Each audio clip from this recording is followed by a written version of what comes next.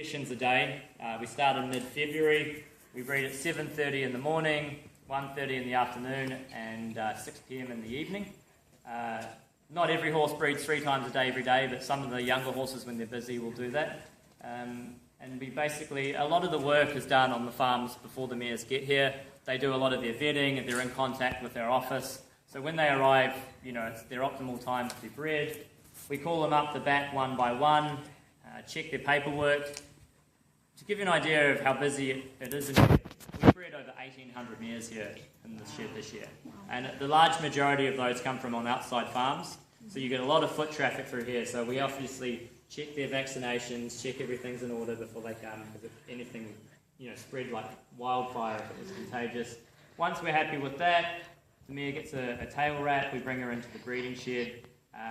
Is anyone familiar with the teaser pony and his role? Yeah. So we have two teaser ponies we use here, Honor and Owen. So they're worth their weight in gold. Those guys. They come in and they're the first ones that see the mare. They wear a shield so that they can't physically breed the mare, but they'll come in and we basically leave them to their own devices, and they'll jump up on the mare's back, and that's like our last safety check. That if she's not happy, she's going to run away or she's going to try and kick. And just having the teaser ponies, again, as I said, we kind of let them off so they know what's going to happen and they basically get themselves out of the way. When the stallion comes in, you've got 3 or 4 guys working in pretty close proximity to the 2 animals. So if something goes wrong, the chance of someone getting hurt is quite high. So the teaser ponies they're a massive benefit to us, and they help everything go smooth. And saying that, we very rarely have a problem, but if we ever had a mare that, was coming to American Pharoah or one of the others and she didn't act quite the way we like, we would send her home rather than having the risk of a horse getting hurt or one of our staff. So, yeah, so the teaser ponies, it's quite a frustrating job, but it's a very important one, that's for sure. But yeah, as I said, we have a lot of padding. We use the recycled car tyres on the floor. We use a lot of mats and mounds. As you probably noticed, a horse like Thunder Gulch isn't a particularly big horse, so sometimes you give them a head start and a bit of a platform, and it's all about making the horses feel comfortable, and it's usually very quick. The mares come in, they're bred pretty quickly, and they head out the side door and the next one comes through. So we, within 2 weeks, you can do your first pregnancy test. Hopefully they're pregnant. If they're not, they'll come back into heat again, and so some mares will come back multiple times, but usually the fertility rates or the pregnancy rates will get up to kind of mid-80s to 90% by the end of the season. Has anybody got any other questions about the breeding process or anything else that I've touched on? How much is Pharoah stud fee? So American Pharoah stood for a fee of $200,000 this year. Not surprisingly, he was our most expensive. He's a pretty unique horse, but we have our least expensive is $7,500, and he's our most expensive, and we have basically everywhere in between.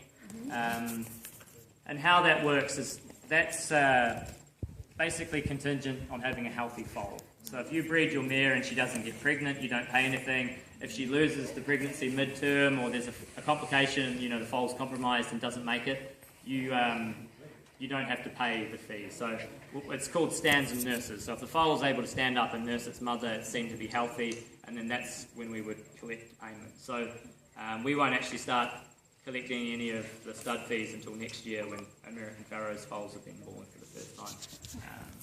But yeah, as you can probably guess, when you're talking 100 foals at however many $1,000s, this is a very big part of our business, and it's where we make a lot of money, and we focus our efforts all through the year on trying to find the next American Pharoah and having I don't think we'll see another one like him for very long, but the next best alternative, and hopefully having them retire here to be stallions.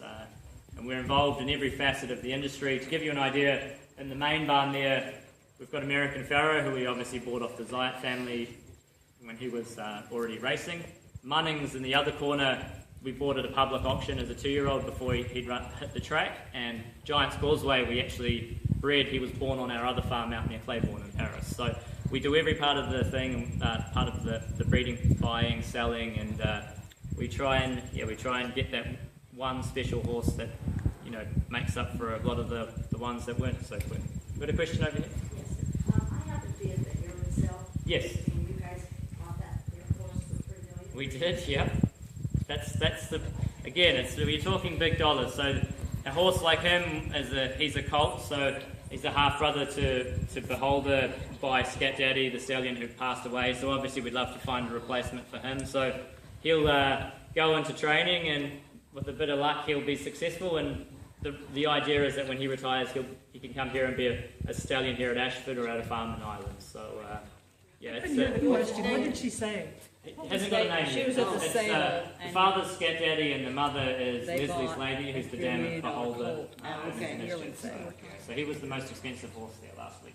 Did Uncle Mo's rate go up a lot after Nyquist? It did, yeah. It keeps going up. You Nyquist and a lot of other good horses. So yeah, he's pretty special. Do you breed your own mares here? Sorry, I'll ask something here. Is he here? He is, yeah. He's gonna. They come straight back from the sale the day after. So, what was the question over here? Do you have mares here that you breed your own? Yeah, we do. Yeah, so we have our own mares and clients. We have about 200 mares on the farm. So we'll have roughly 130 foals.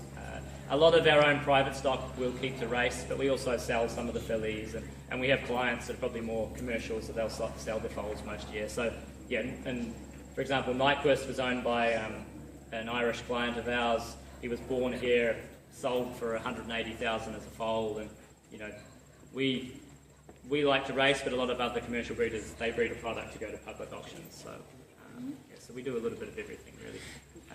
Have you named the new yearling that you? Not yet. My boss's wife is responsible for the naming, so when he gets a bit closer to racing, they'll give him a name. So I know they save up some of their favourite names and wait to see if a horse is Something special. showing something special. So we try and save the good names. So we'll see. Hopefully he shows some ability when he hits the track next year. I guess the other thing I should touch on too is.